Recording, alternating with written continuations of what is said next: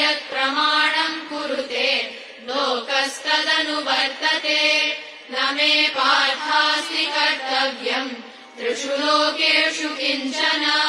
नानवाप्तमवाप्तव्यम् वर्त एव च कर्मणि यदि ह्यहम् न वर्तेय जातु कर्मण्यतन्द्रितः मम वर्त्मानुवर्तन्ते मनुष्याः पार्थ सर्वशः उत्सीदेयुरिमे लोकाः न कुर्याम् कर्म चेदहम् संकरस्य च कर्ता स्याम् उपहन्यामि माः प्रजाः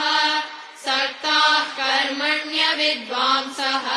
यथा कुर्वन्ति भारत कुर्याद्विद्वांस्तथा सक्तः चिकीर्षुर्लोकसङ्ग्रहम् न बुद्धिभेदम् जनयेत्।